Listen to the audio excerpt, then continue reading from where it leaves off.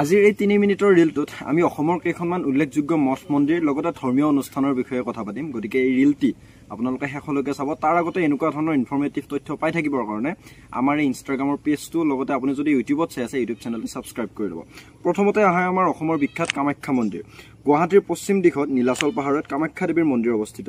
মহাদেৱ শিৱই সতীৰ দেহ কান্ধত লৈ ফুৰি থাকোঁতে এই নীলাচল পাহাৰৰ এই ঠাইখিনিতেই পাৰ্বতীৰ যৌন অংশটো পৰি গৈছিল। গতিকে ঠিক তেতিয়াৰে পৰা সেই ঠাইখিনিত এটা মন্দিৰ নিৰ্মাণ হয় আৰু সেই মন্দিৰটোকে আমি বৰ্তমান সময়ত কামাখ্যা মন্দিৰ হিচাপে জনাজাত। 1565 চনত মহাৰাজ নৰনাৰায়ণে এই কামাখ্যা মন্দিৰটি পুনৰ নিৰ্মাণ কৰিছিল আৰু ঠিক এনেকুৱা ধৰণে স্বৰ্গদেউ প্ৰমত্ত সিংহই সন্তান লাভৰ আশাত নগাঁও জিলাত এটা এই কামাখ্যা মন্দিৰৰ স্বৰূপ এটা মন্দিৰ নিৰ্মাণ কৰিছিল। ইয়াৰ পিছত আহে আমাৰ উমানন্দ অৰ্থাৎ উমানন্দ মন্দিৰ। গুৱাহাটীৰ কাছাৰী ঘাটৰ উত্তৰে ব্ৰহ্মপুত্ৰৰ মাজত উমানন্দ অৱস্থিত। কিছু কথা মতে এই ঠাইত শিৱই তেওঁৰ তৃতীয় নয়নেৰে কামদেৱক ভস্ম কৰিছিল। সেইকাৰণে এই দ্বীপটোক ভস্মাঞ্চল বা ভস্মগৈল বুলি জনাজাত। ইংৰাজসকলে এই উমানন্দ মন্দিৰটো পিকক আইলেণ্ড বুলি আখ্যা দিছে।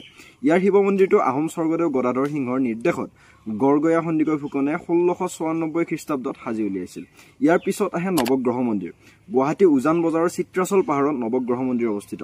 হিন্দু পূজ্য দেৱতা সূৰ্য, চন্দ্ৰ, বুধ, বৃহস্পতি, শুক্ৰ, মংগলকে ধৰি শনি আৰু ৰাহু, কেতু এই 9টা গ্ৰহৰ বিগ্ৰহ বা শিলাচিহ্ন থকা বাবে ইয়াক নৱগ্ৰহ মন্দিৰ বুলি জনাজাত হয়। ইয়াৰ পিছত আহে উগ্ৰতৰা দেৱালয়। গুৱাহাটীৰ আমবাৰী উজান বজাৰৰ জোৰপুখুৰীৰ পাৰত উগ্ৰতৰা দেৱালয় অৱস্থিত।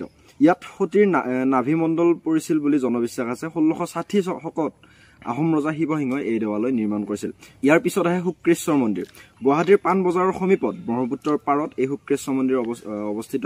জনশ্ৰুতি মতে দৈত্যগুৰু শুক্ৰাচাৰ্যই এই মন্দিৰৰ শিৱলিংগটো প্ৰতিষ্ঠা কৰিছিল।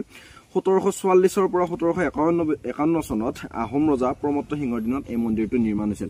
গতিকে আজিৰ ৰিলটোত আপোনালোকক অসমৰ বিশেষ 5টা মঠ মন্দিৰৰ বিষয়ে জনালো। এনেকুৱা ধৰণৰ যদি আপোনালোকৰ ইনফৰমেটিভ আৰু পাৰ্ট 2 ভিডিঅ'টি লাগে তেতিয়াহ'লে কমেণ্ট কৰি থৈ দিব। মই এই বিষয়টোৰ ওপৰত ভিডিঅ' লৈ আহিম। ধন্যবাদ।